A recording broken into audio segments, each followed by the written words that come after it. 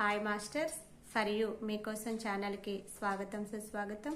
ముందుగా మన జగద్గురువైన బ్రహ్మర్షి పితామహ పత్రిజీ గారికి, మన గురుమాతకి నాత్మ ప్రణామాలు మాస్టర్స్.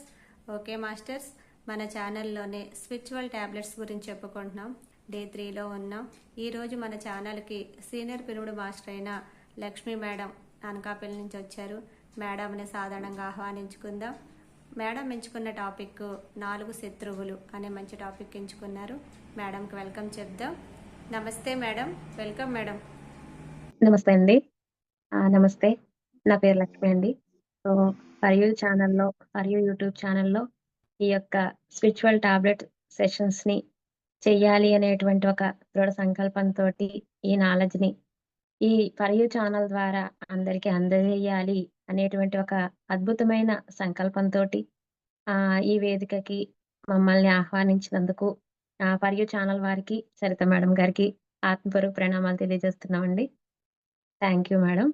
మరి ముందుగా ఇంత అద్భుతమైనటువంటి ధ్యానాన్ని మొట్టమొదటి ఏదైతే మనం అద్భుతమైనటువంటి విషయంగా నేర్చుకున్నామో ఆ ధ్యానాన్ని అందించినటువంటి పరమ గురువులైనటువంటి బ్రహ్మర్షి పితామహ పత్రిజీ దంపతులకి ఆత్మపూర్వక ప్రణామాలు తెలియజేస్తూ, మరి అదే విధంగా బ్రహ్మర్షి పత్రిజీ మహానుభావులు ఎంత అద్భుతంగా ధ్యానాన్ని అందరికీ అందే విధంగా ఆయన కృషి చేసి సాధనతోటి అందజేశారో, మరి అదే విధంగా రెండవ గురువుగా నాకు డాక్టర్ గోపాలకృష్ణ గారు, అంటే డాక్టర్ జీకే గారు అని పిలుస్తారండి. మరి ఆయన ద్వారా మేము అంటే నేను ధ్యానానికి పరిచయము అవ్వడమే, ధ్యానం నేర్చుకోవడమే పత్రిజీ సార్ తోటి మొదలైంది. పత్రిజీ సార్ అనకాపల్లిలో జరిగినటువంటి, అంటే మేము అనకాపల్లిలో ఉంటామండి. నేను మెడిటేషన్లోకి వచ్చి 7 ఇయర్స్ అయ్యింది. 7 ఇయర్స్లో అంటే అనకాపల్లిలోనే ఐఎఫ్ఎస్ఎస్ ప్రోగ్రామ్ అని చెప్పి ఆధ్యాత్మిక శాస్త్రవేత్తల సదస్సు అనేటువంటి అద్భుతమైనటువంటి కార్యక్రమాన్ని 2017లో చక్కగా అక్టోబర్ 14, 15 తారీఖుల్లో ఇక్కడ జరిగిందండి. మరి ఆ ప్రోగ్రాంకి నన్ను మా పక్కనే ఉన్నటువంటి ఆంటీ, నాకు ఇలా ధ్యానం అనేది ఒకటి ఉంది, ఇది చేస్తే అన్ని అనారోగ్య పరిస్థితుల నుంచి మనం బయటపడొచ్చండి. నేను ఇలాగా బెంగుళూరు పిరమిడ్ వ్యాలీకి వెళ్ళి 40 రోజులు అక్కడ పిరమిడ్లో ఉండి నేను అక్కడ సాధన చేశాను. నాకు అక్కడ అందరూ పరిచయం అయ్యారు. డాక్టర్ గోపాలకృష్ణ గారు నాకు అక్కడ ఈ స్పిరిచువల్ టాబ్లెట్స్ అనేటువంటి పుస్తకాలన్నింటినీ కూడా నాకు ఒక సెట్ మొత్తం నాకిచ్చి ఇవి చదవండి అని చెప్పడం కూడా జరిగిందండి. ఇలా నాకు ధ్యాన పరిచయం జరిగింది. నాకున్న మోకాళ్ళ నొప్పులు అవన్నీ కూడా నేను తగ్గించుకున్నానని చెప్పేసి ఆవిడ నాకు సుబ్బలక్ష్మి గారనే మా పక్కింటి ఆంటీ చెప్పడం ద్వారా నాకు ఈ ధ్యానం అనేది పత్రిజీ గారి గురించి, జీకే గారి గురించి నాకు ఆవిడ ద్వారా నాకు తెలిసిందండి. అది తెలుసుకున్న తర్వాత ఐఎఫ్ఎస్ ప్రోగ్రాంకి నేను వెళ్ళడము, పత్రిజీ గారి యొక్క ఆ ఫ్లూటు వాయిద్యంతోటి నేను ఆయన ఫ్లూట్ వాయిస్తూ ఉండగా నా మొట్టమొదటి ధ్యానం అనేది నేను మొదలుపెట్టటము, ఈ విధంగా జరిగి ఆ రోజు నుంచి నేను ధ్యానం అనే దాన్ని ప్రారంభించి ఇక అక్కడి నుంచి ఏ క్షణం కూడా వదలకుండా చక్కగా ధ్యానాన్ని నేను అప్పుడే అనుకుని, ఓహో! ఇంత అద్భుతం ఉందా దీంట్లో అని తెలిసిన తర్వాత ఆ 2 రోజుల ప్రోగ్రాంకి కూడా నేను ఆ ప్రోగ్రాంకి వెళ్ళడము, వెళ్ళి అక్కడ ఆ ధ్యానాన్ని గురించి అక్కడ అందరూ చెప్పే మాస్టర్స్ చెప్పే విషయాలను తెలుసుకొని అక్కడే డాక్టర్ గోపాలకృష్ణ గారిని కూడా చూడటము, ఆయనతో మాట్లాడడము జరిగింది. ఎందుకంటే అండి నాకప్పటికే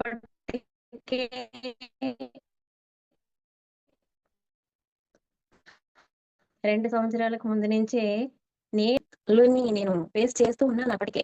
జాయింట్ పెయిన్స్ అండి అన్నీని. దాన్ని నేను ఏంటి అంటే జాయింట్ పెయిన్స్ అంటే ప్రతి జాయింటు బాగా పెయిన్స్ వచ్చేసేవన్నమాట. డైలీ మార్నింగ్ లేస్తూనే పెయిన్స్ తోటే నేను లేవడము. అలాగా ఏంటి అని చెప్పేసి నేను చెకప్ చేయించుకుంటే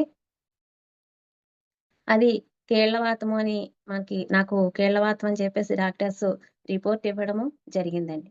ఈ విధంగా కీళ్ళవాతం అనే సమస్యని ఇంత చిన్న వయసులోనే నేను తెచ్చుకొని చాలా ఒక సంవత్సరన్నర పాటు విపరీతమైనటువంటి అనారోగ్య పరిస్థితిని, బాధని, దుఃఖాన్ని అన్నింటినీ కూడా నేను మోయడం జరిగింది. పిల్లలతోటి అది నాకప్పటికి మా బాబులు ఇద్దరు అబ్బాయిలండి. వారిద్దరూ కూడా నాకు అప్పటికి ఎల్‌కేజీ చదువుతున్నాడు చిన్న బాబు. పెద్ద బాబు వచ్చేసి 4థ్ క్లాస్ చదువుతున్నాడు. ఇలాంటి చిన్న చిన్న పిల్లలతోటి నేను ఆ సమస్యని ఎదుర్కొన్నప్పుడు నా పరిస్థితి ఎలా అంటే మానసిక ఒత్తిడికి లోనయ్యి, పిల్లలతోటి నేను ఏ పనులు చేసుకోలేనప్పుడు నేను బాడీలో ఇన్ని పెయిన్స్ భరిస్తూ కనీసం అడుగు తీసి అడుగు వేస్తే పెయినండి. అలాగా కీళ్ళవాతం అనేటువంటి ప్రాబ్లమ్ తోటి చాలా సఫర్ అయ్యానండి. ఎప్పుడైతే ధ్యాన పరిచయం జరిగిందో ఒక 1 మంత్ ధ్యానంతోటి ఆత్మశాస్త్రాన్ని తెలుసుకోవడం ద్వారా అంటే ఏదైతే మనకి ఇంతకుముందు సెషన్స్‌లో జరిగినటువంటి 12 టాబ్లెట్స్ నిన్నే జరిగింది గదండీ! 12 టాబ్లెట్స్ అనేటువంటివి ఏవైతే ఉన్నాయో అది బేసిక్ ధ్యానము, సజ్జన సాంగత్యము ఇవన్నీ బేసిక్ లెసన్స్ కదండీ! ధ్యానం చేస్తాము, సామూహిక ధ్యానము, పౌర్ణమి ధ్యానము, పిరమిడ్ ధ్యానము, శాకాహారము ఇలా ఎన్నో రకాలుగా ఈ స్వాధ్యాయం గాని, సజ్జన సాంగత్యం గాని ఈ ప్రకృతి విహారం గాని, ఆధ్యాత్మిక శాస్త్ర సేవ అత్యంత ముఖ్యమైనదండి దాంట్లో. ధ్యానం చేస్తూ, స్వాధ్యాయం చేస్తూ, ఇవన్నీ చేస్తూ ఆధ్యాత్మిక శాస్త్ర సేవలో భాగంగా నేను ధ్యానం మొదలుపెట్టిన రోజు నుంచే, ఓహో! దీనిలో ఇంత శక్తి ఉందా?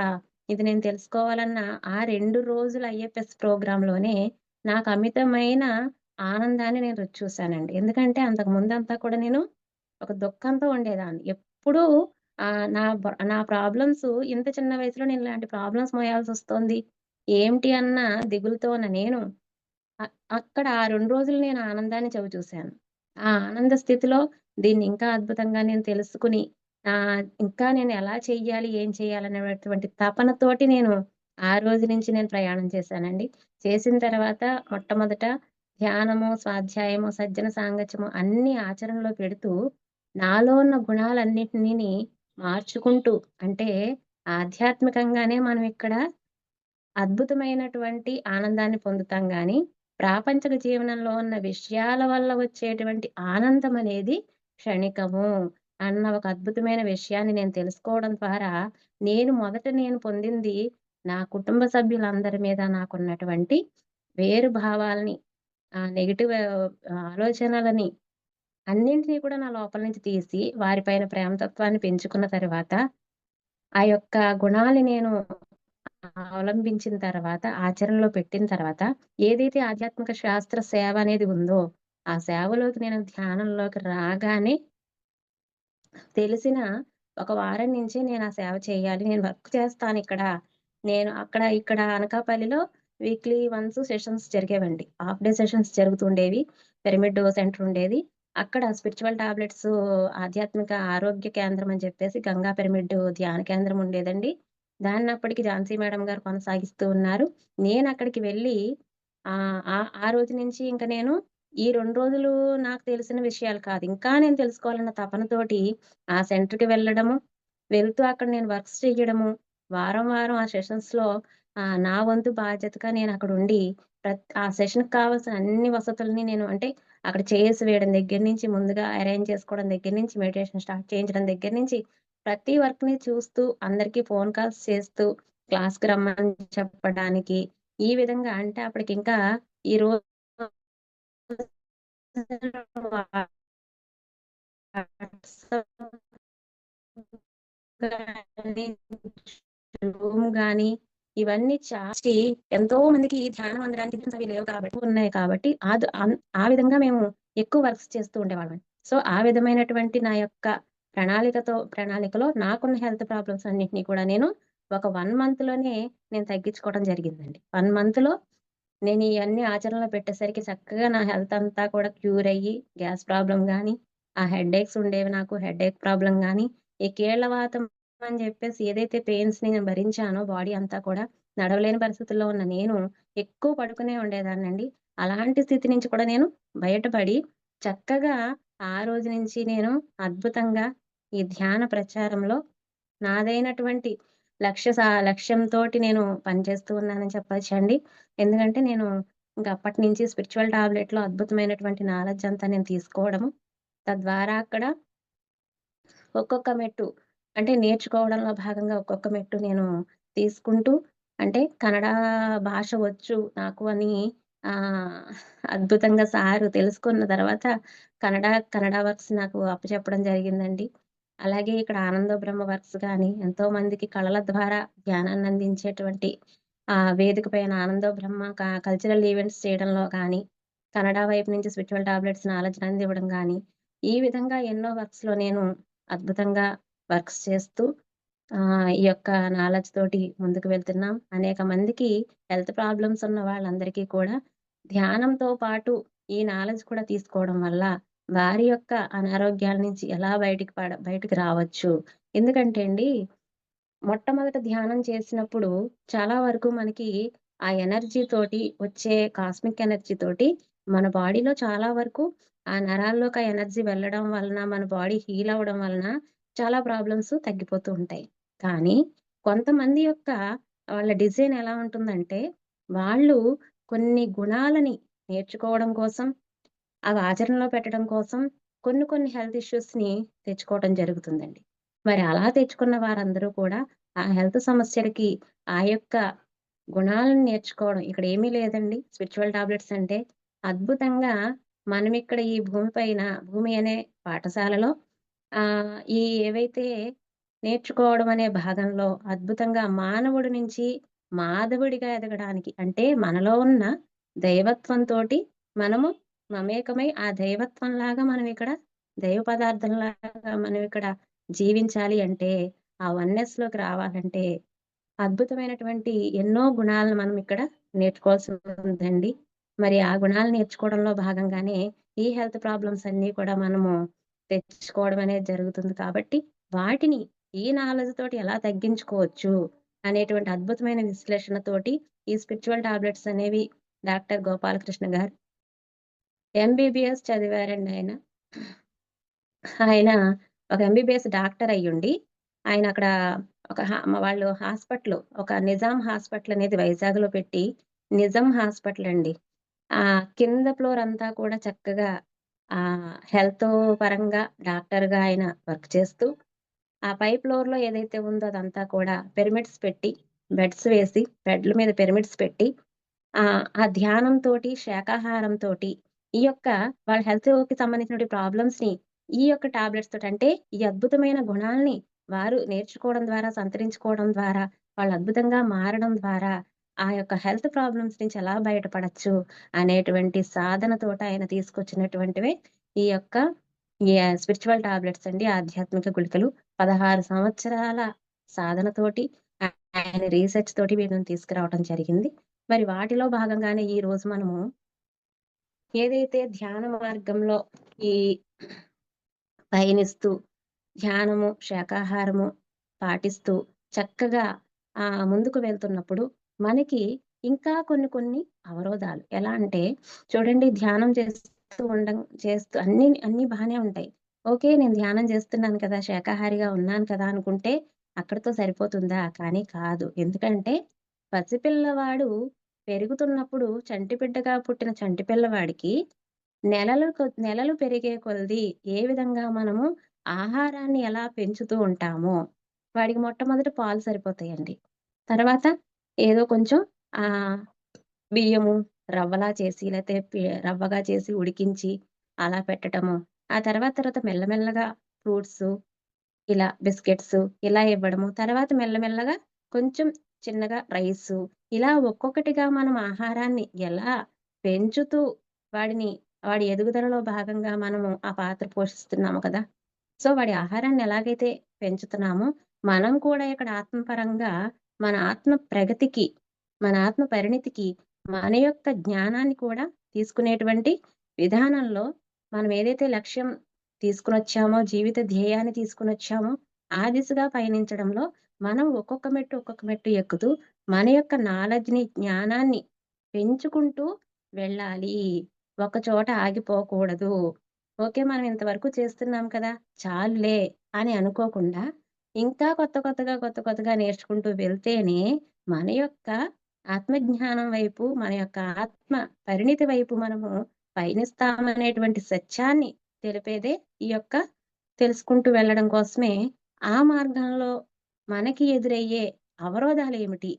అసలు అలా ఎదగడంలో మనం అవరోధాలు ఏమున్నాయి మనకి అంటే, రకరకాల కాన్సెప్ట్స్ అన్నీ కూడా ఇక్కడున్నాయండి. దానిలో ఇది ఒక 4 టాబ్లెట్‌ల రూపంలో మనం ఇక్కడ చెప్పుకుంటామనమాట. ఇవి ఒక 4 టాబ్లెట్స్ అండి. అంటే ఏమిటివి? 4 శత్రువులు. ఏమిటవి 4 శత్రువులు అంటే, ముముక్షువు యొక్క శత్రువులు అనుకోవచ్చండి వీటిల్ని. ఎందుకంటే, ఒక ముముక్షువు అంటే ఒక యోగి. ఆత్మ పరిణితిలో, ఆత్మస్థాయిలో, ఆత్మ జ్ఞానాన్ని పెంపొందించుకుంటూ ఎదుగుతూ ఉన్నటువంటి ఒక ఒక స ఒక యొ ఒక ముముక్షువు అంటే ఒక సాధకుడు ఎలా అయితే ఆ పయనంలో చిన్న చిన్న అవరోధాల్ని ఎదుర్కోవాల్సొస్తుంది అనేటువంటిదే మనం ఇక్కడ చూస్తామండి. దీనిలో మొట్టమొదటిది భయము. మొట్టమొదటిది. మనకుండేటువంటి భయాలు. అంటే ఇక్కడ చూడండి, ఈ 4 ఏమిటంటే భయం మొదటిది, రెండవది అసంపూర్ణ జ్ఞానము, మూడవది అతీంద్రియ శక్తులు, నాలుగవది ఆధ్యాత్మిక బద్ధకము. సో, ఈ 4 గురించి మనం ఈరోజు తెలుసుకోబోతున్నామండి. ఇక్కడ భయము అనేది ఎలా ఉంటుంది? మొట్టమొదటిది భయం. అంటే భయము ఏమిటి అంటే, భయం అనేది ఎన్ని రకాలుగా ఉంటుందంటే, శారీరకమైన భయముంటుందిక్కడ, మానసికమైన భయముంటుంది, బుద్ధిపరమైన భయముంటుంది, ఆత్మపరమైన భయము ఉంటుందండి. అవి ఏమిటి ఎలా ఉంటాయంటే, శారీరకపరమైన భయము. చూడండి, మనకి ఈ శరీరం గురించి చాలా తపన ఉంటుంది. ఎలా అంటే ఆహ్, కొన్ని కొన్ని ఏంటంటే ఏం చేస్తే ఏమవుతుందో, ఈ శరీరం పట్ల వ్యామోహం మనకి. అంటే ఈ శరీరాన్ని ధరించినటువంటి ఆత్మస్వరూపులం మనం అన్నది విషయం మనకి ఎంత ఈ రోజు ధ్యానంలోకొచ్చిన తర్వాత తెలుసు. ఎంత తెలిసినప్పటికీ కొన్ని భయాలు మనకి ఆటంకాలను కలిగిస్తాయి. ఈ శరీరం అని నేను అనుకున్నప్పుడు, ఈ శరీరంతో ఏం చేసినా కొన్ని భయాలు కనిపిస్తాయి మనకి. చూడండి, కొంతమందికి ఆహ్, బండి నడపడప్పుడు భయపడతారు. బండి నడపాలంటే భయపడతారు. లేదా ఎక్కడికైనా ఏదైనా నదుల్లోకది వెళ్ళినప్పుడు ఎవరైనా ఈత కొడుతూ ఉండంగా చూసినా భయపడతారు. లేకపోతే అక్కడ ఒక పడవలో పయనించాలంటే భయముండొచ్చు కొందరికి. ఇలాగ నీరంటే భయము. ఇలా కొన్ని భయాలుంటాయి. ఎందుకంటే ఇవన్నీ మనం ఏమైపోతుందో, మన శరీరానికి ఏం దెబ్బ తగిలేస్తుందో, ఏమైపోతుందో అనేటువంటి చిన్న చిన్న భయాల్లోకి మనం వెళ్తామండి. అంటే శరీరపరమైన భయాలనమాట. ఇవే కాదు ఇంకా చాలా. ఏం చేస్తే ఏమవుతుందో, ఈ శరీరానికి ఏమవుతుందన్న భయాలు మనకిక్కడ ఖచ్చితంగా ఉంటాయండి. అంటే తెలియకుండానే అవి మనల్ని వెంటాడుతూ ఉంటాయి. తెలుసుకోవాలి వాటిని మనము. సో, మనం ఒక విషయంలో భయపడుతున్నాము అంటే ఏం చెయ్యాలి? ఈ శరీరంతోటి సాహసాలు చేయాలి. ఆ భయం పోవాలంటే ఏం చేయాలి? ఈ శరీరము అనేది నేను తెచ్చుకున్నటువంటి వాహకము. కానీ మనం ఇక్కడ పొందాల్సింది ఆత్మ అనుభవము. ఆత్మ అనుభవం పొందినప్పుడు శరీరంతో ఎన్నో చేయొచ్చండి. ఈ శరీరంతో మనం ఆత్మ అనుభూతి, ఆనందము అన్నీ కూడా మనకిక్కడ లభిస్తాయి. మరి వాటికి ఆటంకం అవుతోంది మనలో ఉన్నటువంటి శారీరకపరమైన భయము. ఏం చేస్తే ఏమవుతుందో, అమ్మో! అక్కడికెళ్ళకు, అమ్మో! ఇక్కడికెళ్ళకు ఏదవుతుందో అన్న భయాల్లో కొంచెం మనం ఖచ్చితంగా మనల్ని గమనించుకుంటే కొన్ని భయాలు మనలో ఉన్నట్టు శారీరకపరమైన భయాలు అవనేవి మనది ఇక్కడ గమనించడం జరుగుతుందండి. మరి ఈ భయాల నుంచి ఎలా పోగొట్టుకోవాలి? ఇప్పుడు ఒక బండి నడపడం భయము అన్నవాడు ఏం చేయాలి? ఖచ్చితంగా బండి నేర్చుకుని నడిపి, ఆ ఆనందాన్ని పొందినప్పుడు వాడికి అర్థమవుతుంది. ఓహ్! ఇంత ఆనందం ఉంది బండి నడుపుతున్నప్పుడు. అంటే మనము మనంతట మనంగా ఆ భయాల్ని పోగొట్టుకోవడానికి చేయాల్సింది ఖచ్చితంగా దాంట్లోకి దూకాలి. ఆ పనిలోకి మనం దూకి, ఆ భయం నుంచి మనం బయటికి రావాలి. అంతేగాని అదంటే భయము, నేను చేయనే చేయను, నాకదంటే భయం, ఇదంటే భయం, నేను చెయ్యను అన్నప్పుడు ఆ భయంలో మనము అక్కడే ఆగిపోతామండి. మరి ఆత్మ ఆ అనుభూతిని, అనుభవాన్ని, ఆనందాన్ని ఎలా పొందుతుంది? ఆ విషయంలో పొందలేదు కదండీ! సో, ఆ విధంగా మనము అంటే ఈ ఈ యొక్క శరీరపరమైన భయం పోవాలంటే ఆ రేసుల్లోనూ, వాటిల్లోనూ మనం దూసుకు వెళ్ళినప్పుడు, ముందు ఆచరణలో పెట్టినప్పుడు, నేర్చుకున్నప్పుడు ఆ భయాల నుంచి బయటకొస్తాం. అంటే మనకి మనం అక్కడ ఎంజాయ్‌మెంట్‌ని పొందాలి అంటే, అది ఆచర ఆ బండి నడిపినప్పుడు ఆ ఎంజాయ్‌మెంట్ పొందుతాము. ముందు అది అది నడపనీయకుండా మనం భయము, నేను వెళ్ళను, నేను నడపను అంటే అది ఎలా అవుతుందండి? అవ్వదు కదా! సో, ఆ భయాన్ని అధిగమించాలి. నడిపినప్పుడు బండి నేర్చుకున్నప్పుడు, నడిపినప్పుడు అది మనం అక్కడి నుంచి మనం ఆనందాన్నే పొందుతాం దాని నుంచి. ఓహో! ఇంత ఆనందం ఉందా ఇది నడపడంలో అని ఒక ఆత్మ యొక్క అనుభూతి పొందాలి కదా! సో, ఈ విధమైనటువంటి భయాలన్నిటిని కూడా మనము పోగొట్టుకోవడం వలన ఈ భయం నుంచి, శారీరకపరమైన భయం నుంచి మనము ఇక్కడ బయటకొస్తామండి. మరి రెండోది మానసిక భయము. ఈ మానసిక భయం ఎలా ఉంటుందంటే, మన మనసు చేసే ఆలోచనలు. ఇవెలా ఉంటాయి? అక్కడ ఏది జరగకపోవచ్చు. కానీ అది ఏదో జరుగుతుందేమోనన్న ముందే మనం భయపడుతూ ఉంటాం. ఇలా చాలా అంటే ధ్యానంలోకొచ్చాక అన్నీ మారిపోతాయా అంటే అన్నీ ఒకేసారి అలా మారిపోవండి. మన మానవ ప్రయత్నం కొంతుండాలి. మన ఆలోచనతోటి మనం కొంత ఖచ్చితంగా మనం అవి నేర్చుకోవాలి ఖచ్చితంగా. ఇంకా చాలామంది సీనియర్స్‌గా అయిన వాళ్ళలో కూడా ఇంకా కొంత ఈ భయాలనేవి ఉంటాయి. అప్పుడప్పుడు మనం వాటిల్ని చూస్తూ ఉంటాం కొందరిలో. అంటే ఇప్పుడు ఎక్కడికైనా వెళ్తే ఇప్పుడు చూడండి పిల్లలు స్కూలుకి వెళ్తారు. వాళ్ళు సాయంత్రం రావడం కొంత సమయం లేట్ అవుతుంది. లేట్ అయిన వెంటనే మనము ఇంత టైం అయిపోయింది. రోజు ఈ టైంకొచ్చేసేవాడు. ఇంకా రాలేదు. ఏంటి ఇంకా ఇంత టైం అయిపోయింది. ఇంత టైం దాటిపోయింది అని చెప్పి మనం లోపలికి, బయటికి తిరిగేస్తూ, ఎదురు చూస్తూ ఇంకా రాలేదేంటి? ఇంకా రాలేదేంటి? ఏమైపోయింది ఈ లోపులోనే? పిల్లాడు వెళ్ళాడు. ఏమైంది మధ్యలో? ఎందుకు రాలేకపోయాడు? ఏదైనా జరిగిందా? ఆ! సైకిల్ మీద వెళ్ళాడు. ఏదైనా అయ్యిందా? ఏమైంది? కారు లేట్ అయిందా? లేతే కారులో బస్సులో వచ్చేవాళ్ళుంటారు. ఆటోలో పంపించేవాళ్ళుంటారండి. సైకిల్ మీద వెళ్ళేవాళ్ళు. అంటే మన యొక్క ఆలోచన ఈ లోపల మన మనస్సు ఎన్నో రకాలుగా ఆలోచిచ్చేస్తుందనమాట అక్కడ. ఏదో జరిగిపోయిందేమో, ఇలా జరిగిందేమో, ఇంకా రాలేదు. ఎవరైనా అంతే పిల్లలే కావచ్చు. మన వాళ్ళెవరైనా సరే ఎక్కడికైనా వెళ్ళినా ఫోను తీయలేదనుకోండి. ఫోను తీయలేదేంటి వీళ్ళు ఫోను తీయట్లేదేంటి? అని ఒక రకమైనటువంటి భయానికి లోనైపోతాం ఈ లోపల. మానసికంగా చాలా ఆలోచించేస్తాం ఈలోపు. నేను ఎన్ని సార్లు ఫోను చేశాను, అన్ని సార్లు ఫోను చేశాను, ఫోను తీయట్లేదు. ఏం జరిగింది ఈ లోపల అక్కడ? ఏమైపోయింది? ఏదో అయిపోయిందేమో అని ఒకలాంటి లోపల మనము ఆ భయాన్ని క్యారీ చేస్తూ ఉంటామండి. వీటి వల్ల ఏమవుతుంది అంటే, మనలో ఉన్న శక్తిననేది కోల్పోతూ ఉంటాం. అసలు విషయం ఏంటంటే, ఈ శారీరక భయం వల్ల ఇదుంటే గనక ఒక కుండకి ఒక మట్టు లేదనుకోండి, ఆ మట్టు లేకపోయేసరికి ఏమవుతుంది? నీళ్ళు పొయ్యగలమా దాంట్లో? అలాగా ఈ ఆ భయాలనేటువంటివుంటాయి. ఈ మానసిక భయాలు గానీ, ఇలాంటి భయాలుంటే, అలా ఒక కుండకి మట్టు లేని కుండలో నీళ్లు పోస్తే ఉంటాయా? అసలుండనట్టుగా, మనం ఏదైతే శక్తిని తీసుకుంటూ, ఎనర్జీని తీసుకుంటూ ఉంటామో ధ్యానంలో, ఆ శక్తంతా ఇక్కడ ఈ భయాల వల్ల కోల్పోతూ ఉంటామనమాటండి. అలా మనసు చేసేటువంటి ఆలోచనలతోటి, ఆ భయంతోటి అలా శక్తిని కోల్పోతాం. మరి ఇక్కడ మూడవది బుద్ధిపరమైన భయం. ఇది ఎలాగా? ఈ బుద్ధిపరమైన భయమేమిటి అంటే మనలో ఆటోమేటిక్‌గా ఆల్రెడీ ఆ శక్తి సామర్థ్యాలుంటాయి. ఆ పని చేయగల శక్తి ఉంటుంది. అన్నీ చేయగల శక్తి మనకుంటుంది. కానీ ఎంత శక్తి ఉన్నా ఇంకా మనలో ఒక అజ్ఞానం. నేనిది చెయ్యలేనేమో! నా వల్ల ఇది కాదేమో! ఎలా చేస్తాను నేను? నా వల్ల అవుతుందా? అనే ఇలా రకరకాల భయాలుంటాయండి. ఒక చిన్న ఎగ్జాంపుల్ చెప్పుకుంటే 10థ్ క్లాస్ ఎగ్జామ్స్ అంటే అమ్మో! అవి పబ్లిక్ ఎగ్జామ్స్ అని చెప్పేసి భయపడడం అనేది ఉంటుంది. కొంత టెన్షన్ తోటి టెన్షన్ అనేది ఉంటుంది. మరి ఓకే. రాస్తాడు అంతా అయిపోతుంది. మళ్ళీ ఇంటర్మీడియేట్ ఎగ్జామ్స్ ఒస్తాయి. మళ్ళీ సేమ్ యాజ్ ఇట్ ఈజ్. అప్పుడు 10థ్ క్లాస్ ఎగ్జామ్స్‌లో రాసాడు కదా! మళ్ళీ ఇంటర్ అంటే కోర్స్ మారింది. కానీ ఎగ్జామ్ అనేది ఎప్పుడు ఒక్కలాగే ఉంటుంది కదా! ఎగ్జామ్ అనేది ఎప్పుడూ ఒకటే. మనం చదవడం అనేది ఉంది అక్కడ అంతే. కానీ ఎగ్జామ్ అనేది ఎప్పుడూ రాస్తూనే ఉన్నాము. ప్రతి సంవత్సరం ఎగ్జామ్స్ రాస్తున్నాం. అయినా సరే ఎగ్జామ్ అనేసరికి భయము.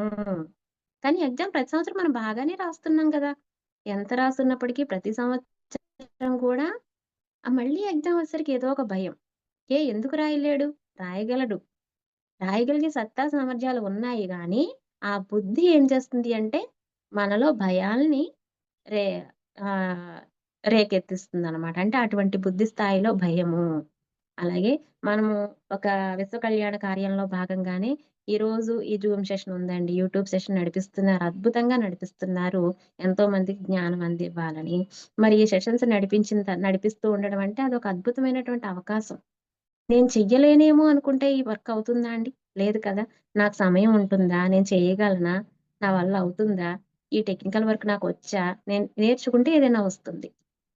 అనేటువంటి ఏమీ లేకుండా మనం ఆ వర్క్‌లోకి దూసుకెళ్ళడం.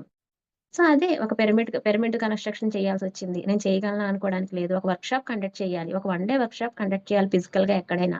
అమ్మో! ఫిజికల్‌గా ఒక వన్ డే వర్క్‌షాప్ నేను కండక్ట్ చేయాలా?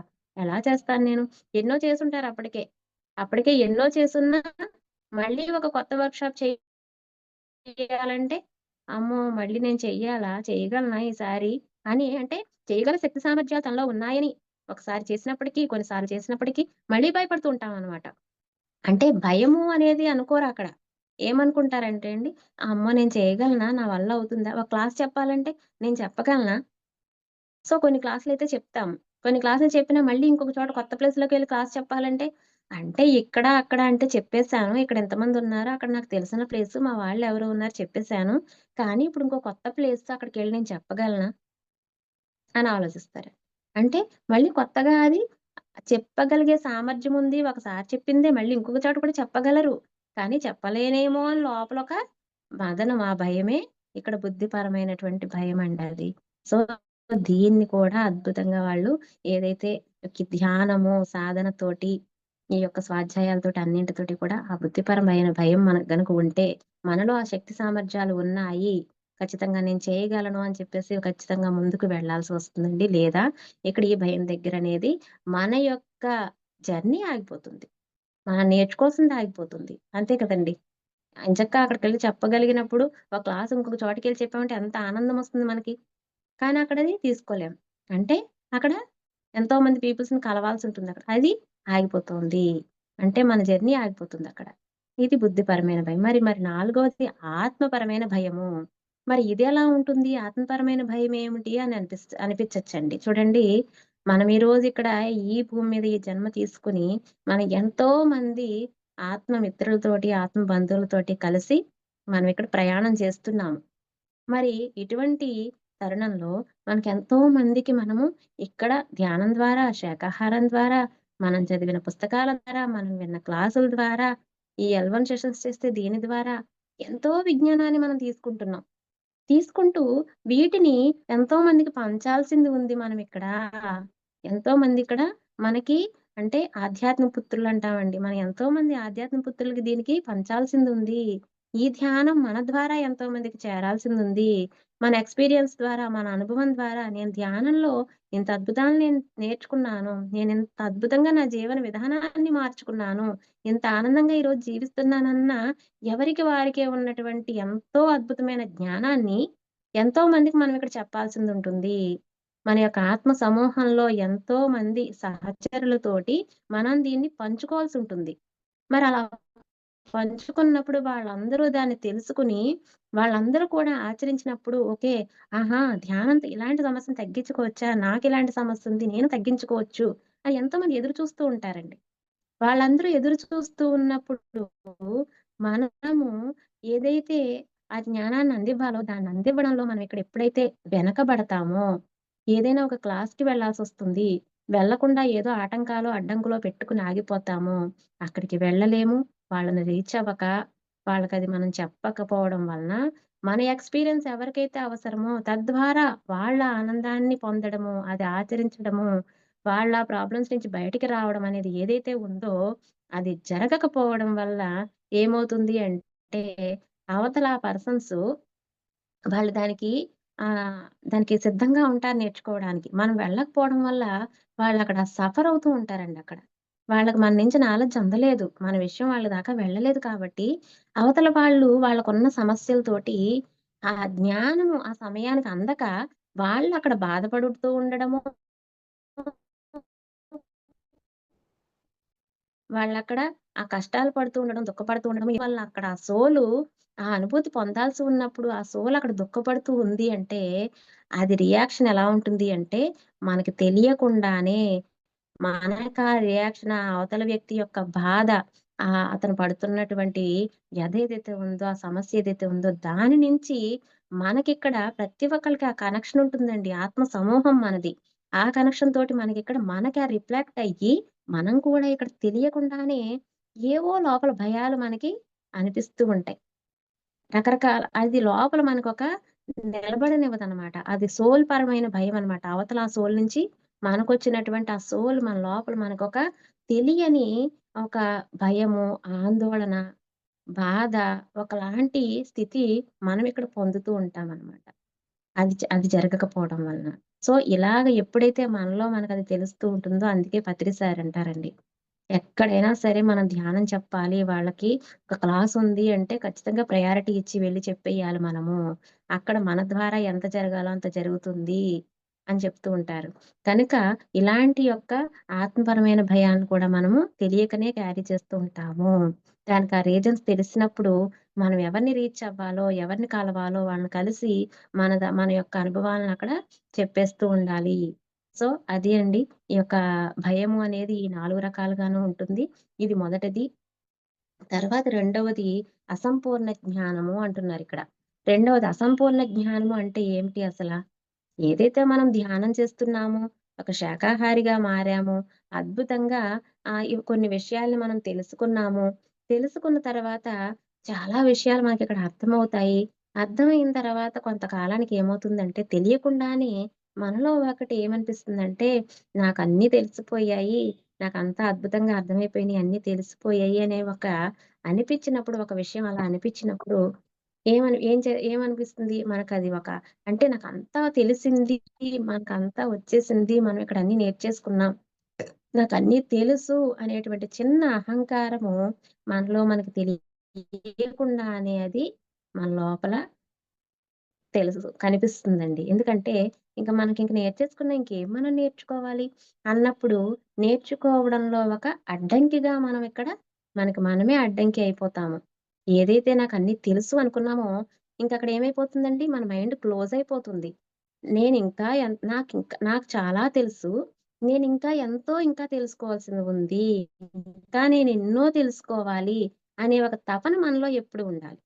అంతేగాని నాకు తెలిసి నాకు చా నాకెన్ నాకు అద్భుతంగా అన్నీ తెలిసిపోయాయి అని ఎప్పుడైతే అనుకున్నామో, నాకన్నీ తెలుసు అన్న ఒక్క వాక్కు మనల్ని ఏం చేస్తుందంటే, మన మైండ్ క్లోజ్ అయిపోతుంది. ఏదో తెలుసుకోవడానికి మనం ఇంకా ఎలాంటి నాలెడ్జ్ మనం అక్కడ తీసుకోవడానికి మనం అక్కడ సిద్ధంగా ఉండమనమాట.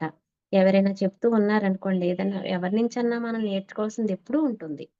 సో, పెద్దవాళ్ళ నుంచి మనం ఇక్కడ నేర్చుకోవాలి అంటే, మనకంటే ముందుగా వచ్చినటువంటి ముందుగా వచ్చినటువంటి సీనియర్స్ ఎవరైతే ఉన్నారో, వాళ్ళందరూ ఏం చెప్తున్నారో, వాళ్ళందరి జీవన విధానంలో ఏమేమి ఆచరించారో, వాటిల్ని మనం తెలుసుకోవాలి. వాటిని మనం తెలుసుకొని మనం కూడా ఆచరణలో పెడుతూ ఉండాలి. అలాగే ఎన్నో పుస్తకాలున్నాయి. వాటిల నుంచి మనం తెలుసుకొని నేర్చుకోవాలి. అలాగే మనకంటే చిన్నవాళ్ళు కూడా ఉండొచ్చు. మనకంటే చిన్నవాళ్ళు వయస్సుని ఇక్కడ చూడడానికి ఏమీ లేదు. ఎందుకంటే వయస్సనేది శరీరానికి సంబంధించింది తప్పితే, ఆత్మకు సంబంధించింది కాదు. వారెన్నో జన్మల నుంచి సాధన చేసి ఉండొచ్చు. కనుక వయసులో చిన్నవారైనప్పటికీ కూడా, వాళ్ళ నుంచి ఏదైతే మనం నేర్చుకోవాల్సింది ఉందో ఆ జ్ఞానము, అది కూడా మనం ఎప్పుడు కూడా నేర్చుకోవడానికి సుముఖంగా ఉండాలి అక్కడ. అది స్థిరంగా మనం తీసుకోగలగాలి. వాళ్ళిచ్చే నాలెడ్జ్‌ని కూడా మనం తీసుకోవాలి.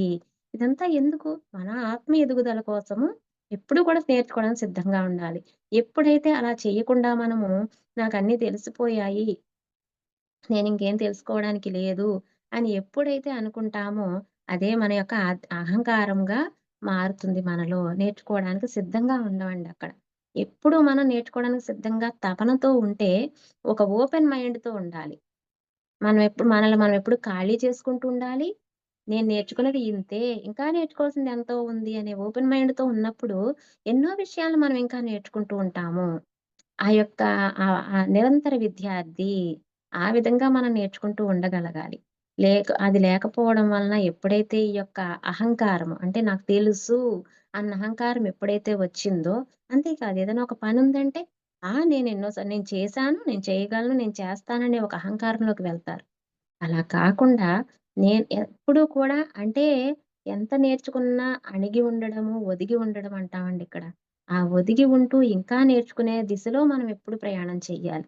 ఎప్పుడైతే అది లేదో ఈ యొక్క అసంపూర్ణ జ్ఞానం వల్లనే ఇలాంటి ఆహ్, పరిస్థితొస్తుంది కాబట్టి దీని నుంచి మనం బయటపడాలి. ఎప్పటికప్పుడు మనల్ని మనము ఆ అహంకారం నుంచి మనల్ని మనము బయటకి తెచ్చుకుంటూ చక్కగా నేర్చుకునే ఎక్కడ ఎవరి దగ్గర అంటే ఒక సంఘటనొచ్చిందండి. మనుషుల నుంచి, ఒక వ్యక్తుల నుంచి, ఒక పెద్దవాళ్ళ నుంచి, చిన్నవాళ్ళ నుంచి. అంతేకాదు మనకొక సంఘటన ఎదురైతే, ఆ సంఘటనను కూడా వ్యతిరేకించకుండా, ఆ సంఘటన నుంచి కూడా మనం నేర్చుకోవాల్సింది ఏమి ఉంది? ఏం నేర్చుకోవాలి నేను ఈ స్థితిలో? అని ఎప్పుడూ మనము ఒక నాలెడ్జ్‌ని నేర్చుకుంటూ వెళ్తేనే, ఈ అసంపూర్ణ జ్ఞానం నుంచి మనము బయటకొస్తాము. బయటపడి చక్కగా నేర్చుకునే దిశలో అద్భుతంగా ఎదుగుతామండి. మరి ఇది రెండవది. మరి మూడవది ఏమిటి? అతీంద్రియ శక్తి. ఎప్పుడైతే ఈ అసంపూర్ణ జ్ఞానంలో మనం నేర్చుకోవడానికి నిరంతర సాధనతోటి మనల్ని మనము ముందుకు నడిపించుకుంటూ ఎప్పుడైతే ఈ అహంకారం నుంచి ఎప్పటికప్పుడు బయటకొచ్చేస్తూ ఒక్కొక్కటి నేర్చుకుంటూ ఓపెన్ మైండ్ తోటి అన్ని చోట్ల నుంచి అందరి నుంచి ఎప్పుడైతే ధ్యానము, శాకాహారము, ఈ యొక్క నిత్య విద్యార్థిలాగా సజ్జన సాంగత్యంతోటి అన్నింటినీ అలవరుచుకుంటూ, నేర్చుకుంటూ ఉన్నప్పుడు మనకి ఆటోమేటిక్‌గా ఈ అతీంద్రియ శక్తులనేవి మనలో బయటకు కనిపించడం అతీంద్రియ శక్తులనేది సంతరించుకుంటాయండి అవి.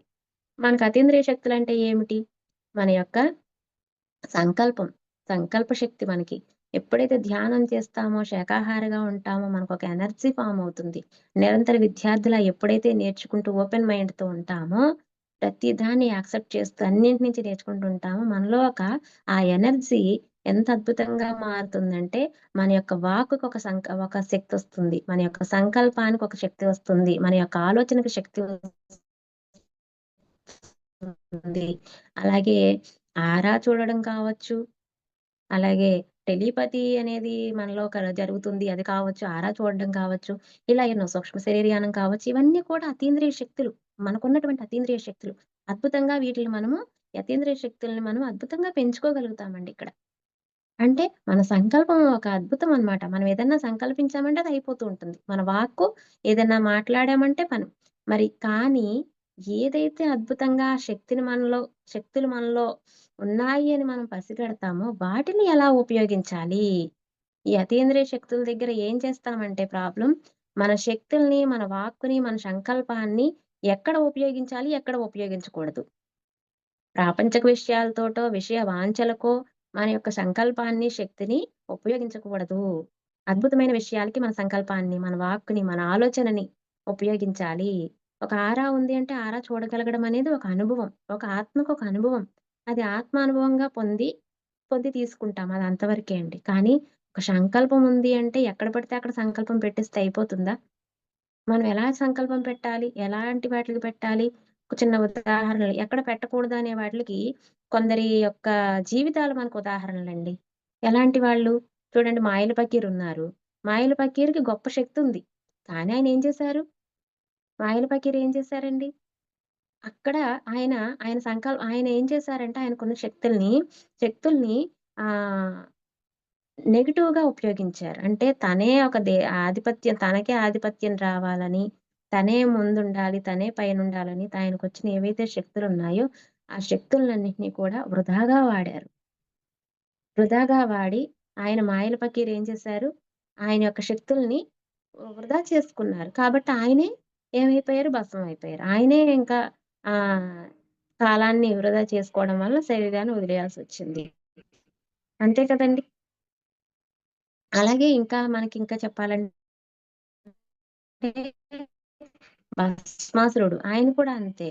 ఆయన కావాలని కోరుకున్నట్టుకొని ఆయనకున్నటువంటి శక్తిని దుర్వినియోగం చేసుకొని భస్మం అయిపోయారు. అంటే వీళ్ళు మనకి కనిపిస్తున్నటువంటి వాళ్ళ యొక్క జీవితాల్లో మనకు కనిపిస్తున్నటువంటి సత్యమైతే, ఇక్కడ మన సంకల్పాన్ని, మన యొక్క వాక్ శక్తిని, మన యొక్క పవర్స్‌ని ఎలా ఉపయోగించాలి మరి? మనం కూడా వృధా చేయడానికి లేదు. ఎవరో ఏదో అంటారండి. వాళ్ళకి బాగోలేదనో, వాళ్ళకెక్కడో ఏదో అయ్యిందని చెప్పేసి మా కోసం ధ్యానం చేయండి అంటే, వాళ్ళ కోసం మనం సంకల్పం పెట్టేసి మనం ధ్యానం చేసేసామనుకోండి ఏమవుతుంది? వాళ్ళు బాగోవాలి. వాళ్ళెవరో హాస్పిటల్‌లో ఉంటారు. చాలా సివియర్‌గా ప్రాబ్లమ్ అండి. ఇలా ఉంది. మీరు మా కోసం సంకల్పం పెట్టేయండి. ధ్యానం చేసేయండి అంటూ ఉంటారు. ఓకే. కానీ పత్రిజీ ఏం చెప్పారండి మనకి? ఎవరిని వారే ఉద్ధరించుకోవాలి. అప్పో దీపో భవ.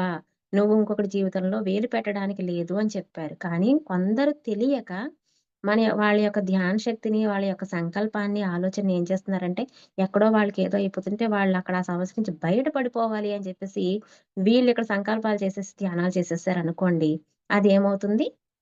అనవసరంగా వాళ్ళ కర్మల్లో మనం వేలు పెట్టిన వాళ్ళమవుతాం. ఇది బాగా అర్థం చేసుకోవాలండి. ఇదేం తప్పు కాదు. అయ్యో! ఒకళ్ళు బాగోవాలని మనం కోరుకోవడం, వాళ్ళ కోసం సంకల్పం పెట్టడం, ధ్యానం చేయడం తప్పా అండి అంటారు చాలామంది. ఖచ్చితంగా తప్పే అవుతుంది కదండీ! ఆలోచించండి ఒకసారి. ఇప్పుడు వాళ్ళ యొక్క స్థితిని బట్టి వాళ్ళక్కడ ఆ సమస్యని ఫేస్ చేస్తున్నారు. వాళ్ళకి మనం ఇవ్వాల్సింది ఏమిటి? ఆత్మజ్ఞానం. ధ్యానం చేయమని చెప్పడము, ఆత్మజ్ఞానాన్నివ్వడము. ఎవరైతే అక్కడ సఫరింగ్‌లో ఉన్నారో, ఆ సఫరింగ్ అవుతున్న హాస్పిటల్‌లో ఉన్నా, లేకపోతే ఏదైనా ప్రాబ్లమ్‌తో ఉన్నా వాళ్ళకి రిలేషన్ ఎవరున్నారు? భర్తకి ప్రాబ్లమ్ అయితే భార్యకి, ఆ కుటుంబ సభ్యులకి మనము ధ్యానాన్ని అందజేసి, ఈ యొక్క ఆత్మజ్ఞానాన్ని వాళ్ళకి తెలియజేయాలి. అంతేగాని వాళ్ళ యొక్క కర్మ ఫలితాల వల్ల వాళ్ళది అనుభవిస్తున్నారు. ధ్యానంలోకి రావడానికి కూడా అదొక కారణం అయ్యుండొచ్చు కదా! Health problem. ధ్యానాన్నప్పుడు మనం వాళ్ళకి చెప్పాలి. వాళ్ళ చేత అది చేయించాలి మనం. అంతేగాని ఒకవేళ ధ్యానం చేస్తున్న వాళ్ళు కూడా కొంతమంది మేము వాళ్ళు ధ్యానం చేస్తుంటారు. కానీ ఎవరికైనా ఏదన్నా అయితే వేరే వాళ్ళని సంకల్పం పెట్టమంటూ ఉంటారండి. కొందరు ఇలా హీలర్‌లు కూడా ఉంటారు. హీలింగ్ చేసేవాళ్ళు కూడా ఉంటారు. వాళ్ళు వాళ్ళ యొక్క శక్తిని కూడా కోల్పోతూ ఉంటారు. వేరే వాళ్ళ కోసం హీలింగ్స్ చేయడం గానీ, వేరే వాళ్ళ కోసం సంకల్పాలు పెట్టడం గానీ, అసలనేది లేనే లేదని పత్రి సార్ ఎప్పుడు చెప్తారండి. మరి ఇలాంటి విషయాల్లో మన యొక్క సంకల్పాన్ని, మన యొక్క ధ్యాన శక్తిని మనం మాత్రం పెట్టకూడదు. ఇదేమవుతుంది మనలో ఉన్న శక్తులను మనము వృధా చేసుకున్న వాళ్ళమవుతాము. అలాగే అవతల వాళ్ళ కర్మల్లో మనం వేలు పెట్టడం వల్ల, వాళ్ళ కర్మలు మనం తెచ్చుకోవాల్సొస్తుంది. మనం వాటిని ఫేస్ చేయాల్సొస్తుంది. మరి ఈ బాధలు ఎందుకు భరిస్తున్నామో మనకక్కడ అర్థం కాదండి. ఈ ప్రాబ్లమ్స్ ఎందుకొస్తున్నాయో మనకర్థం కాదు. కానీ మనం ఇలాంటి తప్పులిక్కడ చేస్తూ ఉంటాం. మన యొక్క ధ్యానము, మన యొక్క సాధన ఎంతో అద్భుతమైనది. దానివల్ల మన యొక్క ఆచరణ వల్ల మనకొచ్చిన సంకల్ప శక్తి గాని, వాక్శక్తి గాని, మన యొక్క ఎనర్జీ గాని, మనం అద్భుతాలకు ఉపయోగించాలి. దేనికి? ఒక వర్క్‌షాప్ జరగాలన్నప్పుడు దానికి, ఒక పిరమిడ్స్ కట్టాలన్నా, లేకపోతే ఎక్కడైనా ధ్యాన మహాచక్రానికి గాని, ఇలాంటి వాటిలికి మనము ఇక్కడ ఇలాంటి వాటికి మనం యొక్క సంకల్పాన్ని ఉపయోగించాలి. చూడండి, ఇక్కడ ఒక ప్రశ్న వేశారు. మన పిల్లల కోసం మనం సంకల్పాన్ని పెట్టచ్చా అని. చూడండి, పిల్లలనేది మనకొక టాపిక్‌లో వస్తుందండి ఖచ్చితంగాను. పిల్లలు అంటే మన యొక్క మన మన ఫిజికల్‌గా ఉన్న మన యొక్క రక్త సంబంధం అనేది ఉన్నటువంటిది మన పిల్లలైతే, మనకిక్కడ ఆత్మపరంగా ఆధ్యాత్మిక పుత్రులు. ధ్యాన సాధనలో మనం ఎప్పుడూ కూడా మనం ఆధ్యాత్మ పుత్రుల వైపు వర్క్ చేయాలి. మన పిల్లల కోసము మన పిల్లలు బాగా చదవాలి, మన పిల్లలు బాగా వృద్ధిలోకి రావాలి అంటే, మనం ఆధ్యాత్మ పుత్రుల వైపు వర్క్ చేసి, ఆధ్యాత్మ పుత్రులకి ధ్యానాన్ని ఎంతమందికి మనము మన ద్వారా ధ్యానంలోకి రావాల్సింది ఉందో వాళ్ళకి ధ్యానాన్నివ్వడము, ధ్యానాన్ని అందజేయడము, వాళ్ళు శాకాహారులుగా మారడానికి ప్రయత్నం చేయడం, వాళ్ళకి ఈ నాలెడ్జ్‌ని అందజేయడము. ఇలా చేసినప్పుడు మన యొక్క పిల్లలకి ఆటోమేటిక్‌గా డెవలప్ అవుతారండి. అలాగే మన పిల్లల యొక్క హెల్త్ ఇష్యూస్‌కి కూడా పిల్లల వయస్సును బట్టి మనకి 15 సంవత్సరాల లోపు పిల్లలకి హెల్త్ ప్రాబ్లమ్స్ ఒస్తే, మనము దాని మీద సాధన చేయాలి. సాధన అంటే మన గుణాల్ని మనం మార్చుకోవడము. ఆహ్, వచ్చిన అక్కడొచ్చిన ప్రాబ్లమ్స్‌ని బట్టి ఉంటుందండి అది. ఎలాంటి ప్రాబ్లమ్ వచ్చింది, దాన్ని బట్టి మనమేం నేర్చుకోవాలి తల్లిదండ్రులుగా అని చెప్పి, అక్కడ ఆ పాయింట్స్ వేరేగా ఉంటాయి. అవి 15 సంవత్సరాల లోపు పిల్లలకొస్తాయి. 17 సంవత్సరాలు దాటిన పిల్లలకి గాని, ప్రాబ్లమ్స్ గాని, వాళ్ళ గురించి మనం ఆలోచించాలన్నా, వాళ్ళ యొక్క సాధనే వాళ్ళకి నెరవేరుతుందండి. పిల్లలు 15 సంవత్సరాల తర్వాత వాళ్ళ ధ్యానం వాళ్ళు చెయ్యాలి. వాళ్ళ శాకాహారులుగా వాళ్ళు మారాలి. వాళ్ళ యొక్క సాధన, వాళ్ళ యొక్క ధ్యానము, వాళ్ళ యొక్క నేర్చుకున్న స్థాయిని బట్టే వాళ్ళ ఇదంతా కూడా ఉంటుంది. 15 సంవత్సరాలు దాటిన తర్వాత. లోపల అయితే మాత్రం ఖచ్చితంగా తల్లి ధ్యానం చేస్తూ ఉంటే, తల్లే నేర్చుకోవాల్సొస్తది ఆ పిల్లల గురించి. దీని గురించి వేరే కాన్సెప్ట్ మళ్ళీ ఇంకొక రోజు తప్పకుండా చెప్పుకుందామండి. మరి ఇలాంటి యొక్క సంకల్పాల్ని మనము ఎందుకంటే ఒక్కటే సూటిగా చెప్పేసారు పత్రి సారు. పత్రి సార్ చెప్పిన 4 మాటలకే మనం 40 పుస్తకాలు రాయొచ్చండి. ఎందుకంటే ఎవ్వరి గురించి కూడా మన యొక్క సంకల్పాల్ని పెట్టొద్దని చెప్తారాయన. అప్పో దీపో భవ ఒక్కటే మాట. ఉద్ధరేదాత్మనాత్మానం. నీ ఆత్మను నువ్వు ఉద్ధరించుకో. ఇక్కడ ఎవరిమైనా మనం ఒక కుటుంబంగా ఉన్నప్పటికీ కూడా ఎంతవరకు అంటే కొంతవరకునే గాని ఎవరి ఎవరి స్థాయిలో వాళ్ళే మళ్ళీ అక్కడ వాళ్ళ శక్తిని వాళ్ళే పెంచుకోవడం ఉంటుంది. ఉద్ధరించుకోవడం అనేది ఉంటుంది. మనం వేరే ఎవ్వరి అంటే ఇక్కడ మన వాళ్ళే కదా అన్నప్పుడు మనం ఇక్కడ కూడా ఆధ్యాత్మికంగా మనం ఎదగాల్సిందే ఉంటుందండి. మన పిల్లలే కదా అనుకుంటే మన ఆధ్యాత్మికం ప్రయాణంలోనే మార్పులు చేయాల్సి ఉంటుంది వాళ్ళ విషయంలో కూడా. ఇది ఆధ్యాత్మ పుత్రులనే కాన్సెప్ట్‌లో డెఫినిట్‌గా ముందు తెలుసుకోవచ్చండి. Thank you very much madam. ఇక్కడ తర్వాత ఈ శక్తులు మనం ఎలా ఉపయోగించాలి? మనకొచ్చిన అతీంద్రియ శక్తుల్ని, సంకల్ప శక్తిని, వాక్ శక్తిని గాని ఈటిల్ని ఎలా ఉపయోగించాలి అంటే చక్కగా చూడండి. ఇప్పుడు ఈరోజు ఈ 12 ఈ యొక్క స్పిరిచ్యువల్ టాబ్లెట్స్‌ని ఒక 11 రోజులు ఇక్కడ ఇవ్వాలి అని పెట్టుకున్నది ఒక అద్భుతమైన సంకల్పం ఇది. అలాగే ఒకరోజు ఇవే కార్యక్రమాన్ని ఫిజికల్‌గా పెట్టుకోవచ్చండి. ఒక ఒక సెంటర్ ఉంది. ఒక ధ్యాన కేంద్రం ఉంది ఎక్కడైనా. అక్కడ ధ్యాన కేంద్రంలో అక్కడ క్లాసులు మంత్లీ వన్స్ జరుగుతుచ్చండి. అలా మంత్లీ వన్స్ జరుగుతున్న చోట కూడా మనం ఇక్కడ 11 డేస్ క్లాసులు పెడదాము. ఇలాంటి నాలెడ్జ్ అందరికీ అవసరము. ఖచ్చితంగా అనుకున్నప్పుడు ఈ స్పిరిచ్యువల్ టాబ్లెట్‌ని పట్టుకెళ్ళి ఈ నాలెడ్జ్‌ని ఒక 11 డేస్ అక్కడ వర్క్‌షాప్‌గా చేద్దాము అనుకుంటే ఒక అద్భుతమైన సంకల్పం. అంటే మన యొక్క శక్తిని అద్భుతంగా ఇలాంటి వాటిలకి ఉపయోగించాలి మన సంకల్పాన్ని. అలాగే ఎక్కడైనా చూడండి ఒక పండగలు జరుగుతూ ఉంటాయి. టెంపుల్స్‌లో ఒక పండగ జరిగింది అంటే అక్కడ వేదిక ఏర్పాటు చేస్తూ ఉంటారు. ఆ వేదిక మీద కొన్ని ప్రోగ్రామ్స్ చేస్తూ ఉంటారు. అలాంటిదే మేమిక్కడ తీసుకొని చేస్తున్నవి ఏంటంటే ఆనందో బ్రహ్మ. ఈ ఆనందో బ్రహ్మ ప్రోగ్రామ్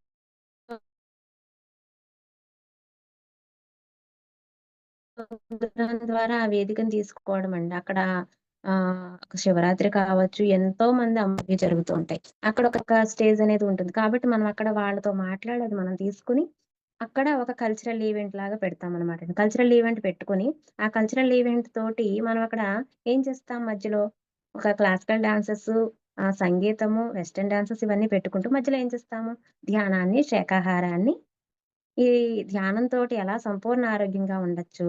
ధ్యానం అనేది ఎంతమందికి అవసరమో, పిల్లల నుంచి పెద్దవాళ్ళ వరకు ధ్యానం అందరికీ అవసరము. ఈ ధ్యాన అనుభవాలు, ధ్యానంలో పొందిన వాళ్ళ 2, 3 అనుభవాలు అక్కడ చెప్పించటము. చక్కగా ఆహ్, శాకాహారం గురించి చెప్పడము చక్కగాను. శాకాహారమే అద్భుతమైన ఆహారము. మనం తీసుకునే ఆహారంతోనే మన యొక్క జీవన విధానం ఉంటుంది.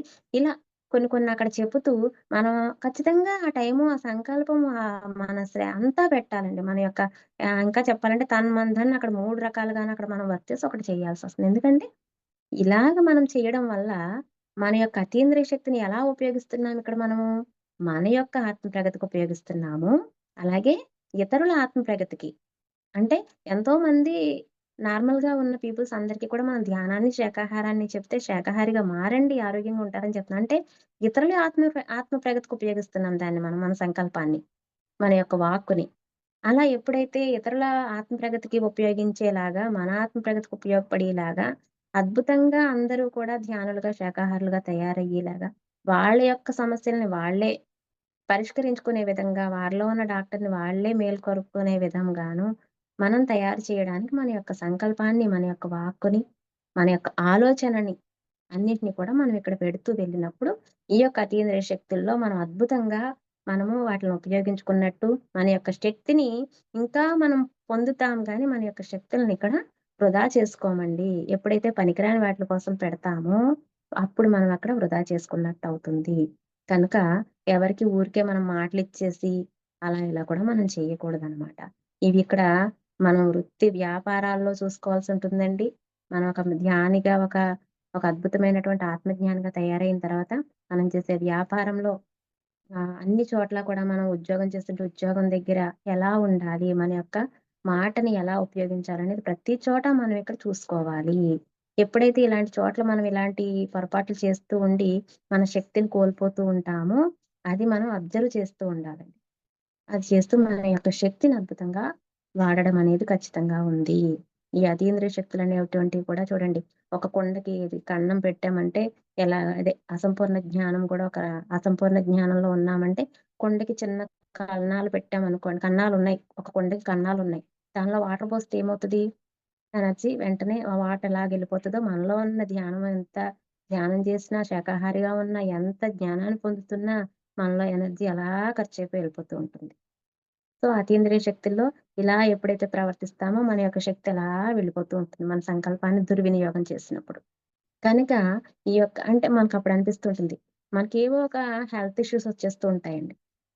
ఇక్కడ ముఖ్యంగా కొన్ని చెప్పుకోవచ్చు. తలకు సంబంధించిన ప్రాబ్లమ్స్, స్కిన్‌కి సంబంధించిన ప్రాబ్లమ్స్, ఇలాగ నరాలకి సంబంధించిన ప్రాబ్లమ్స్, ఇలా ఏవైనా అప్పుడప్పుడు మనకేమన్నా వస్తూ ఉన్నప్పటికి ఎందుకిలా వస్తున్నాయని డౌట్స్ వస్తూ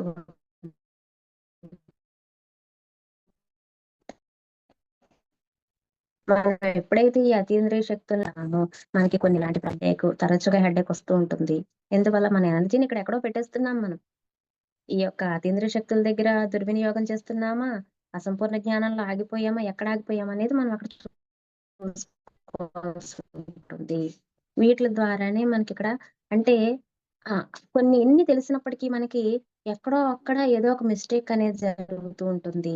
అది జరిగినప్పుడు ఈ ప్రాబ్లమ్స్ వచ్చినప్పుడు ఎక్కడ మనం మిస్టేక్ చేస్తున్నామనేది తెలుసుకోవడంలోనే మన యొక్క ఆలోచన పెట్టి, మన యొక్క సమయాన్ని, శక్తిని పెట్టి తెలుసుకొని దాన్నక్కడ మనం మార్చుకున్నప్పుడు అద్భుతంగా ఆ యొక్క హెల్త్ ఇష్యూస్ అన్నీ కూడా పక్కకి వెళ్ళిపోతూ ఉండడం జరుగుతుందండి.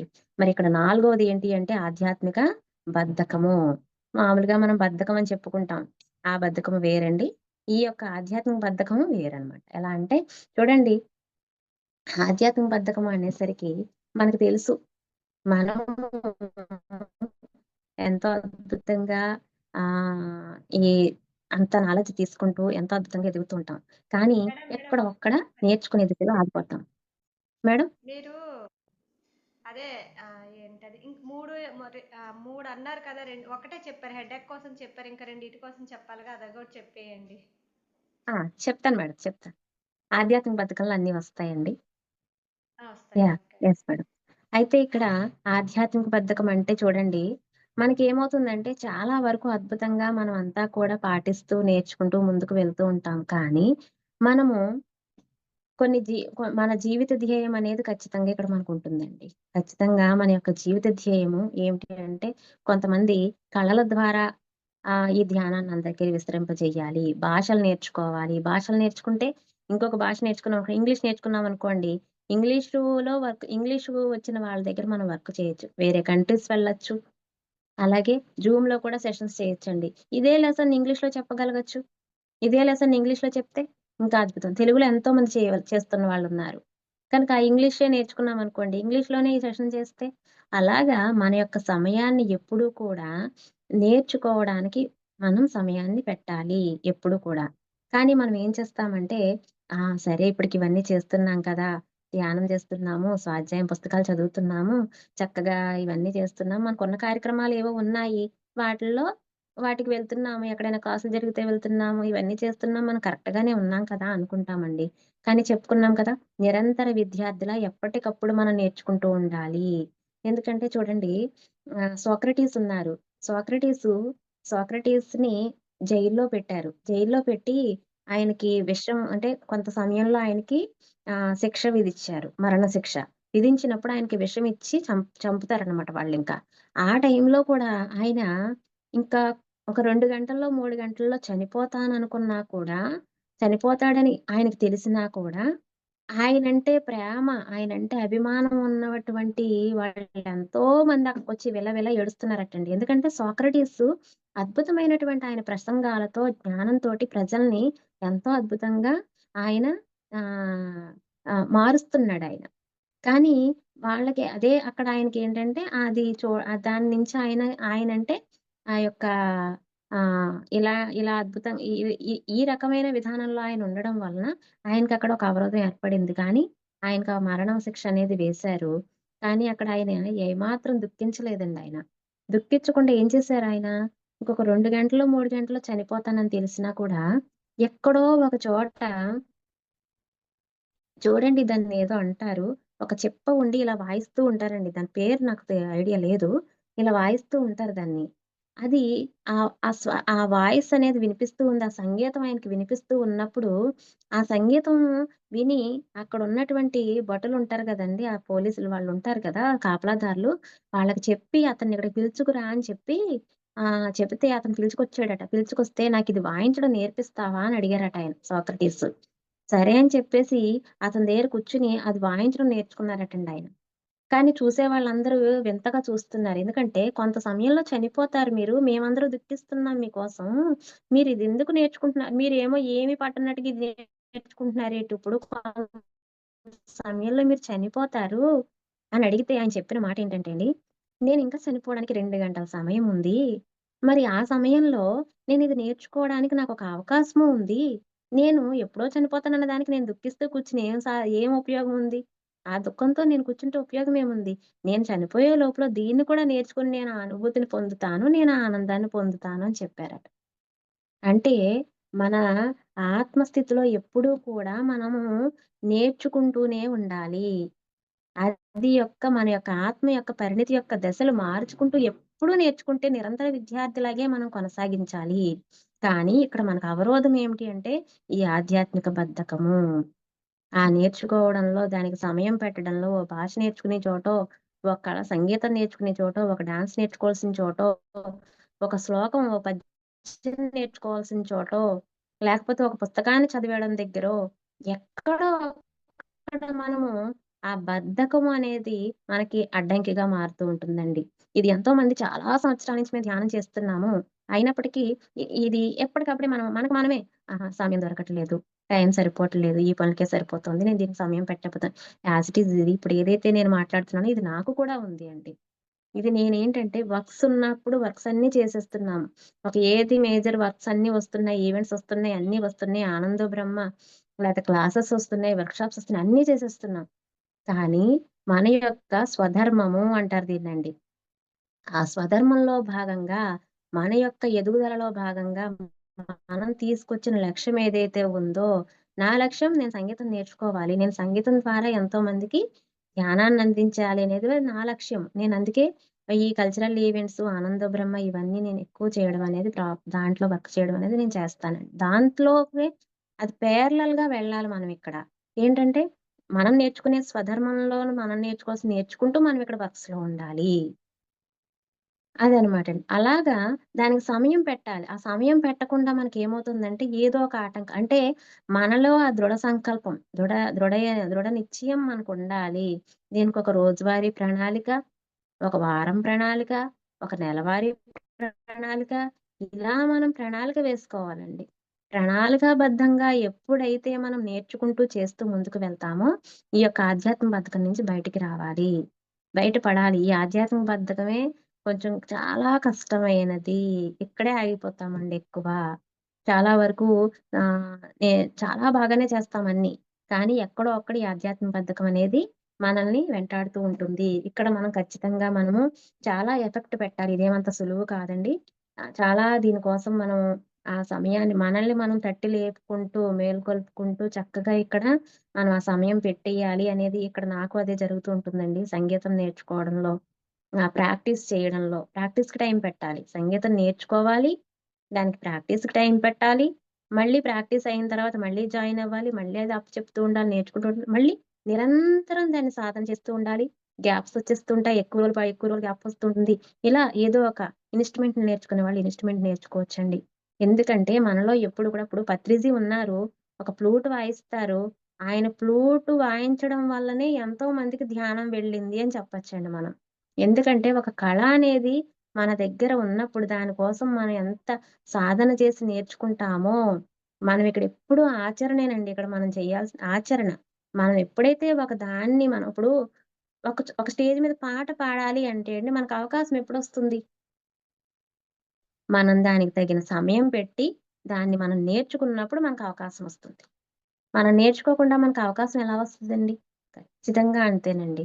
మనం సమయం పెట్టి నేర్చుకుంటేనే మనకు ఒక వేదిక మీద మనం అక్కడ ఆహ్, ప అది పాడే అవకాశం గాని, దాని ద్వారా ఎంతో మందికి ధ్యానం చెప్పే అవకాశం గాని వస్తుంది. ఎందుకంటే ఇప్పుడున్న కళాకారులందరూ కూడా ధ్యానులుగా మారాలి. ధ్యానులందరూ కళాకారులుగా మారాలనేది పత్రిజీ యొక్క సంకల్పం అది.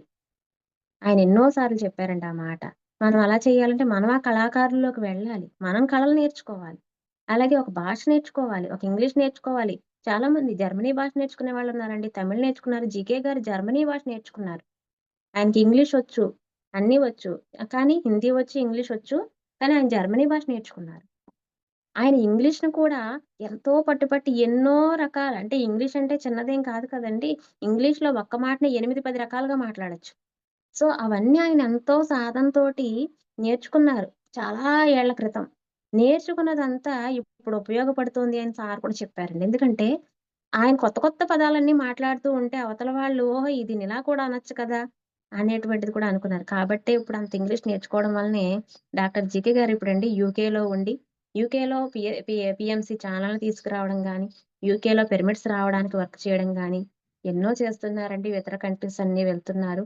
పత్రిజీ గురువుగారు ఎలా అయితే అన్ని దేశాలు తిరిగారో, ధ్యాన జగత్తు కావాలని ఆయన సంకల్పంలో భాగంగా మరి జీకే గారు కూడా ధ్యాన జగత్తు కోసము ఇతర దేశాలు వెళ్తూ, ఇతర దేశాల్లో కూడా కార్యక్రమాలు చేస్తూ, విరివిగా విస్తారంగా ఈ జ్ఞానంతోటి ఏదైతే ఆయన అంటే ఆహ్, మనము ఎప్పుడు కూడా ఆచరించి చేసిన తర్వాతే మనకది వస్తదండి. ముందే ఏది ఊరికే రాదు. కాబట్టి ఆయనంత అన్ని సంవత్సరాల కృషి, సాధన, చేసినటువంటి ఆ 16 ఏళ్ల రీసెర్చ్ చేసి తీసుకొచ్చిన ఈ నాలెడ్జ్ వల్ల ఎన్నో దేశాలకు ఆయన వెళ్ళగలుగుతున్నారు. ఆయన దగ్గర ఆ నాలెడ్జ్ ఉంది కాబట్టే నేచర్ ఆయనకంత సపోర్ట్ చేసి అన్ని దేశాలు వెళ్ళడానికి ఆయనకి చాలా సులువుగా ఆ యొక్క సమయాన్ని గాని, ఆ యొక్క అవకాశాలను గాని ఇస్తూ ఉందండి.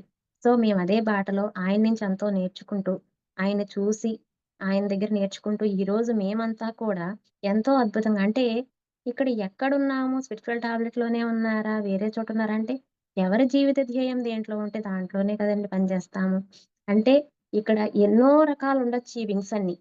సో, అన్నీ కూడా పీఎస్ సిస్టమ్‌లో ఎన్నో భాగాలుగా ఇక్కడ వర్క్ చేస్తూ ఉన్నాయి. కాబట్టి ఎవరెవరు ఏ జీవిత ధ్యేయంతో వచ్చారో దాన్ని ఇక్కడ చేస్తూ, దాంతో పాటు ఎంతోమందికి ధ్యానము, శాకాహారం వెళ్ళాలి, ఆత్మజ్ఞానం వెళ్ళాలి. అందరూ ఆరోగ్యవంతులుగా, ఆనందదాయకంగా వర్ధిల్లాలి అంటే అందరూ కూడా వర్క్ చేయాల్సిందుంది. మరి హెల్త్ ప్రాబ్లమ్స్‌తో ఉన్నవాళ్ళుంటారండి. వాళ్ళు ధ్యానం చేయండి అంటే వాళ్ళకి శక్తి చాలక ఆ దుఃఖంలోనే పడుంటారు వాళ్ళు. చాలా హెల్త్ ఇష్యూస్ తోటి. ఎందుకంటే తలనొప్పి నుంచి క్యాన్సర్ వరకు తగ్గించుకోవచ్చు అంటున్నా.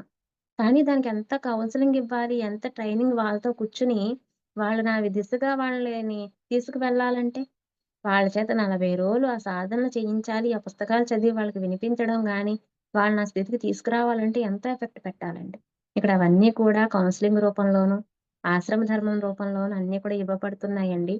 సో, మనము ఏ విధంగా ఎలా నేర్చుకుంటూ ముందుకు వెళ్ళాలి నిరంతర విద్యార్థిలా అనేది ఆచరణాత్మకంగానే ఇక్కడంతా కొనసాగాలి తప్పితే విన్నంత మాత్రాన ఏది జరిగిపోదండి. మనకన్నీ తెలుసు. ఎన్నో క్లాసులు వింటున్నాము. విన్న వాటిల్ని ఆచరణలో పెట్టడం వల్లనే మనం ఏదైనా పొందుతాం ఇక్కడ.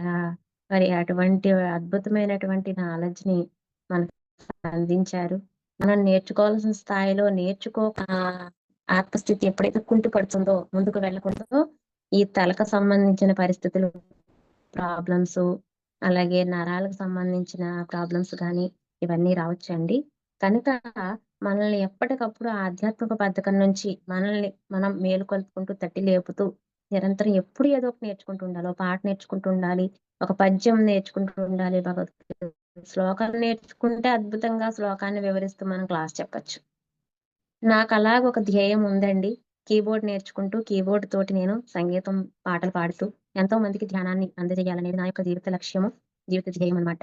సో, ఈ దిశగా నేను కూడా అప్ అండ్ డౌన్స్ అవుతూ ఉన్నప్పటికీ దాన్ని వదలకుండా నేను సాధన చేస్తూ, గ్యాప్స్ వస్తున్నా మళ్ళీ నన్ను నేను తీర్చిదిద్దుకుంటూ, ఎప్పుడైతే ఒక మాస్టర్ నుంచి మనం యొక్క ఇప్పుడు చూడండి నేను ఈ పుస్తకం మళ్ళీ చదవడం వల్ల, ఈ విషయాన్ని మీకు వివరించడం వలన నాకు కూడా అదొక నాకు అద్భుతంగా ఈరోజు ఓకే. ఇంకా అద్భుతంగా నేను నేర్చుకోవాలి. ఇంకా అద్భుతంగా నేను చెయ్యాలి. అనే ఒక నాకు కూడా ఒక లోపల నుంచి ఒక అనిపిస్తూ ఉంది కదా! సో, ఇది ఇదేనండి. మన యొక్క ఆత్మప్రగతి కోసము, ఇతరుల ఆత్మప్రగతి కోసము చేసేటువంటి అద్భుతమైన కార్యంలో భాగంగా ఇది కూడా జరిగిందని చెప్పచ్చు. స్కిన్ ప్రాబ్లమ్స్ అనేది మనకి వజ్రకవచం బుక్ ద్వారాగా వేరే సెషన్ ఉంటుందండి. అంటే స్కిన్ ప్రాబ్లమ్స్ కూడా ఆధ్యాత్మిక బద్ధకం వల్ల వస్తాయి అని మనకి తెలుస్తోందిక్కడ. సో, ఆధ్యాత్మిక బద్ధకంగా మనం నేర్చుకోవాల్సింది ఎప్పుడైతే నేర్చుకోమో, అప్పుడు కూడా స్కిన్ ప్రాబ్లమ్స్ ఒస్తాయి. అంటే మనల్ని ఎప్పుడూ కూడా ఒక వారియర్‌గా చక్కగా నేర్చుకుంటూ వెళ్ళేటువంటి స్థితిలో మనల్ని మనము తీర్చిదిద్దుకుంటూ ఉండాలనమాట. అది స్కిన్ ప్రాబ్లమ్స్ నుంచి స్కిన్ ప్రాబ్లమ్స్ ఇంకా బోలెడన్ని కారణాలున్నాయండి. చాలా కారణాలున్నాయి. దానిలో ఇది ఒకటి.